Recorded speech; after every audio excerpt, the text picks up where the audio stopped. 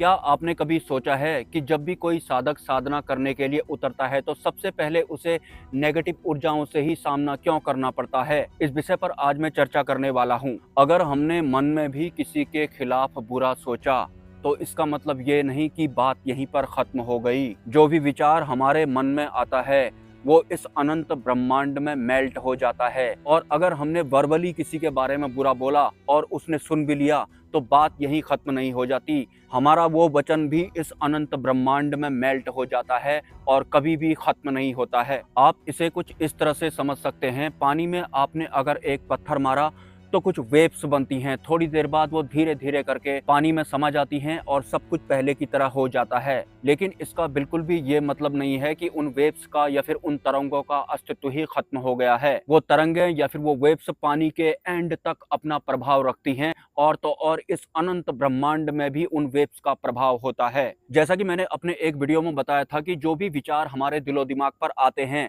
वो एक्चुअल में हमारे नहीं होते हैं। हमारा जो ब्रेन होता है उसमें एक रिसीवर लगा होता है जो इस अनंत ब्रह्मांड में अनंत विचारों को रिसीव करने का काम करता है। लेकिन हमें ऐसा लगता है कि जो भी मैंने बोला है वो मेरी ही उपज थी या फिर मेरे ही मन की या फिर मेरे मस्तिष्क की उपज थी, लेकिन ऐसा बिल्कुल भी नहीं होता है। लेकिन जिस तरह के विचारों का आदान प्रदान हमारे इस फिजिकल वर्ल्ड में ज्यादा होता है उन विचारों की ही सत्ता भी प्रबल रूप में प्रभावी रहती है। तो जब भी हमें कोई दृश्य दिखता है और उसके बाद हमारे दिलो दिमाग पर कोई विचार उत्पन्न होता है तो हमें ऐसा लगता है कि ये विचार हमारे दिमाग ने उत्पन्न किया है। लेकिन वास्तव में किसी भी दृश्य को देखने के बाद जो भी ख्याल हमारे दिलो दिमाग पर आता है उस दृश्य से या फिर उस विषय से हमारा सामना होने के बाद उस दृश्य से या फिर उस विषय के बारे में इस ब्रह्मांड में पहले ही जिन विचारों की सत्ता प्रभावी होगी, मतलब पहले ही उस दृश्य या फिर उस विषय के बारे में जितना ज्यादा जो विचार किया होगा वही वाला विचार सबसे पहले हमारे दिमाग में रिसीव होता है। मतलब सबसे पहले हमारा जो ब्रेन होता है जो रिसीवर का काम करता है उसी विचार को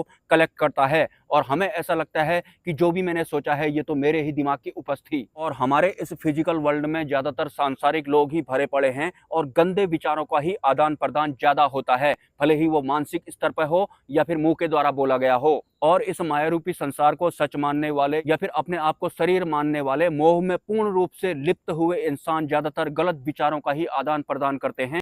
और इस तरह के इंसानों की अगर मृत्यु भी हो जाती है तो फिर उन्हें मुक्ति भी नहीं मिलती है। और 99% लोग जो हमारे फिजिकल वर्ल्ड में सर्वाइव करते हैं वो डायरेक्ट प्रेत लोक में ही जाते हैं। वही अपना इस फिजिकल वर्ल्ड वाला मोह लेकर या फिर अपनी बहुत सारी अतृप्त इच्छाएं लेकर प्रेत लोक आजकल सबसे ज्यादा खचाखच भरा हुआ है। एक संत ने मुझे ऐसा बोला था कि सबसे ज्यादा जनसंख्या इस वक्त प्रेतलोक में है। पूरा का पूरा प्रेतलोक जो है खचाखच भरा हुआ है। आपने नोटिस भी किया होगा या फिर मैं आपको गंदे विचारों की सत्ता का एक एग्जाम्पल देता हूं। जैसे कि आप एक पुरुष हैं, आपको एक स्त्री दिखाई पड़ती है लेकिन स्त्री को देखते ही कोई गलत विचार आपके दिलो दिमाग पर आता है और बाद में आपको पछतावा भी होता होगा कि यार मैंने इस लेडी के बारे में गलत क्यों सोचा। क्योंकि हमारे इस फिजिकल वर्ल्ड में एक स्त्री को देखने के बाद जिन विचारों का ज्यादा आदान प्रदान हुआ होगा, मतलब जिस तरह के गंदे विचार सोचे गए होंगे, और ज्यादातर लोग किसी स्त्री को देखने के बाद गलत विचार ही उनके दिलो दिमाग पर आता है तो वही वाला विचार ज्यादा प्रभावी होता है। मतलब इस ब्रह्मांड में प्रबल रूप में भ्रमण कर रहा होता है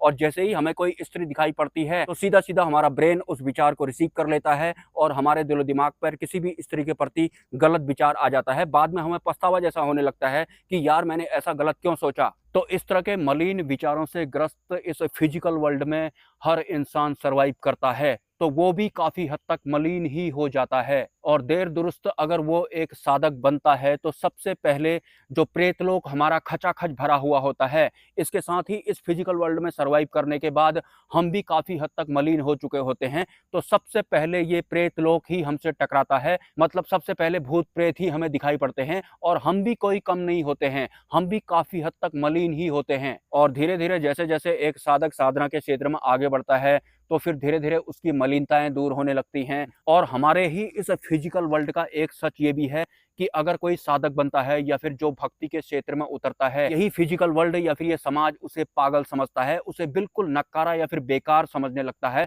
और हर भक्त के साथ ये होता है क्योंकि इस फिजिकल वर्ल्ड में जो चल रहा होता है, जीवन यापन करने के लिए जो जो करना पड़ता है वो हर तरह के कृत्य एक आम इंसान करता है, भले ही वो बुरे हों या फिर भले हों। तो उन्हीं के बीच में अगर कोई इंसान साधक बन जाता है, भक्ति शुरू करता है, तो सबसे पहले उसे अपनी मलिनताएं दिखाई पड़ती हैं, उसके बाद इस संसार की मलिनताएं दिखाई पड़ती हैं। और जब इस तरह का बदलाव उस साधक में या फिर उस भक्त में एक आम इंसान देखता है जो कि ऑलरेडी इस फिजिकल वर्ल्ड में सर्वाइव कर करके मलिन हो चुका होता है, तो उसे बर्दाश्त नहीं होता है। वो उस भक्त को पागल कहने लगते हैं, मतलब भक्त की तो बिल्कुल भी इज्जत नहीं होती है। आप में से बहुत सारे लोग ये भी सोचते होंगे कि मैं इस तरह से अपने वीडियोज में बार बार लोकेशन क्यों बदलता हूँ। जैसे मैं इस वक्त यहाँ पर वीडियो बना रहा हूँ, अगर कोई शराब वाली पार्टी आ जाती है, इस तरह के स्थानों पर अक्सर लोग शराबबाजी करने ही आते हैं, तो उनसे बहस करने से अच्छा मैं उस लोकेशन को उसी वक्त छोड़ देता हूँ। तो जब भी आपको मेरे वीडियोज में अचानक से लोकेशन चेंज दिखाई पड़ती है, तो आपको समझ जाना है कि कोई शराबबाजी करने वाले तत्व मेरे आसपास पहुंच गए होंगे, जिस वजह से मैंने उस लोकेशन को चेंज कर दिया होगा। एनीवेज, अगर आपके कोई सवाल हैं तो आप मुझे कमेंट कर सकते हैं, और अगर आप इस चैनल को सपोर्ट करना चाहते हैं तो इसी वीडियो के कमेंट सेक्शन में आपको एक यूपीआई आईडी या फिर कम्युनिटी पोस्ट में एक क्यूआर कोड देखने को मिलेगा। स्वेच्छा से आप सपोर्ट कर सकते हैं, कोई जबरदस्ती नहीं है। मिलते हैं नेक्स्ट वीडियो में। ब्रह्मा, विष्णु, महेश, जय मां पराशक्ति।